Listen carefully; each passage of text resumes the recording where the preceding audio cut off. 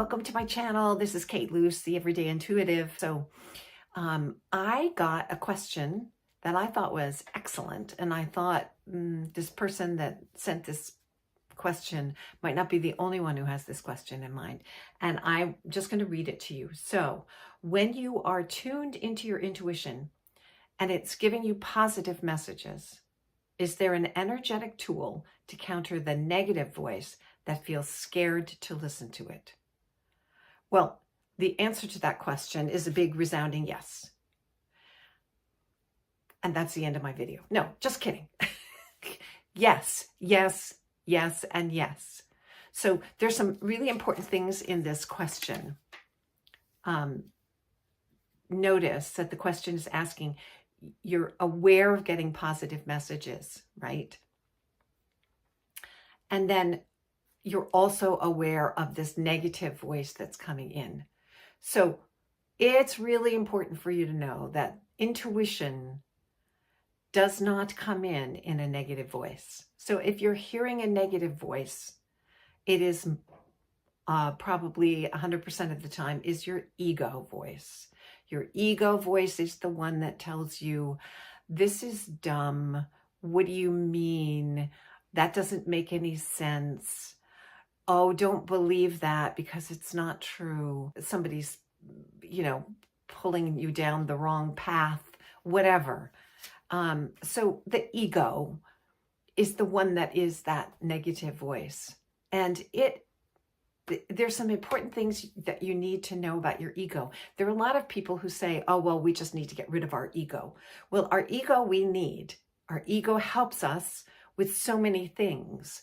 It helps us to have a sense of ourselves. It helps us to navigate in the 3D world. The ego is not something you want to get rid of, but you do need to learn how to handle it. It's sort of like if you have imagine somebody that you have at work. Imagine you're a boss and you have somebody at work and they're a really good worker, but sometimes they get in an altercation with somebody or they say stuff to people that isn't helpful. You don't want to get rid of that person. They're a good worker. They help you in many ways. But what you do want to do is you want to learn how to manage them. And that's what we need to do with the ego. The ego needs managing. And it's not as hard as it seems. I spent a lot of time once I kind of understood that, there were two parts of me. There was this ego-based, 3D-based, thinking, rational person. And then there was also this higher aspect to myself. And we'll talk about that in detail in another video.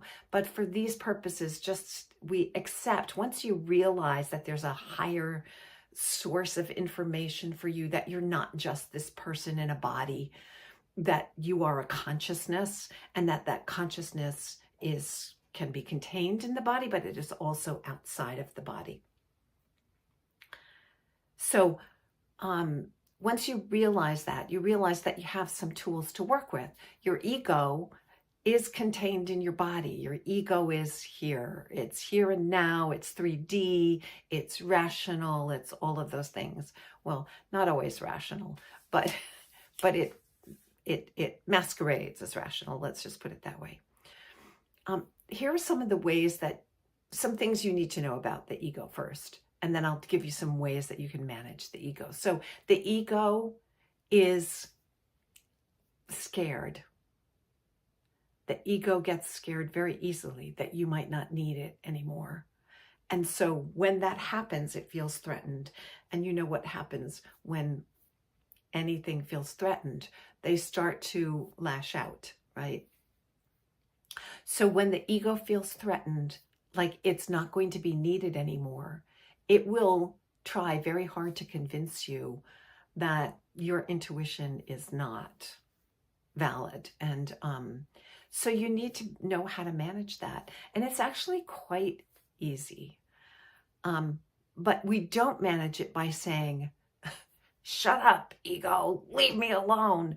I don't want to hear what you have to say. That doesn't work with people, and it doesn't work with your ego. When you have an entity, in this case, the ego, that feels threatened, the best way to deal with it is to say, oh, I'm so sorry you're feeling that way. I hear what you're saying. And I know you want to protect me. I know you want to help me. And I appreciate it because I need you in my life. But with this particular situation, you can just take a break. I just want to reassure you that I have this handled, that I know just what to do. And, when I need you again, I'm going to call on you. But for right now, you can just take a break. You can go and sit over on the sidelines and not worry. There's nothing to worry about. I'll be back to you when I need you again. So you might be going, am I going to have this whole conversation with my ego? Well, if there is a confusion within you about whether or not to believe your intuition or to, heed your ego, it can be very useful. You don't have to go into a whole long thing, but there must be this acceptance of the ego's point of view and a reassurance that you will always need the ego and that you will not forsake it. And when you can do that, you will find that the ego will relax.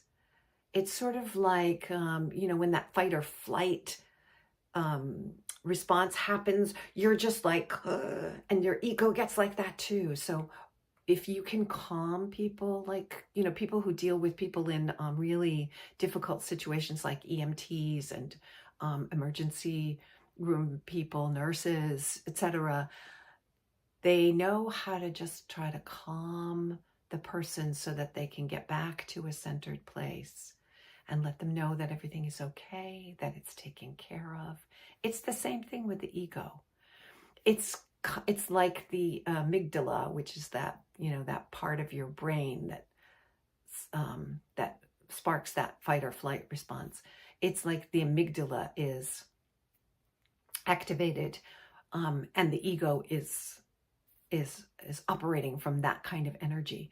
So if you can calm it, if you can let it know everything's okay, it's really okay, and then you will have an easier time discerning what's what. The ego operates out of fear.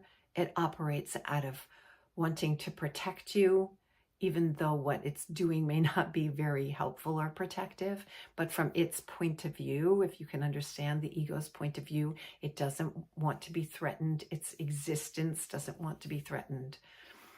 So if you can understand that, you can manage it just like you would manage, a worker in your office. We're not going to get rid of it. We don't want the ego to go away. It's important and you need it sometimes, but you don't need it in this situation. So recognizing that if the message is out of fear, it's not your intuition. If it's out of love, if it's supportive, if it's, just like a good friend would speak to you, that's the intuition. We can talk about this more, and if you have questions, please ask, because it makes it helpful for me to see what it is that will be helpful for you to know. So thanks so much for listening, and I will talk to you very soon.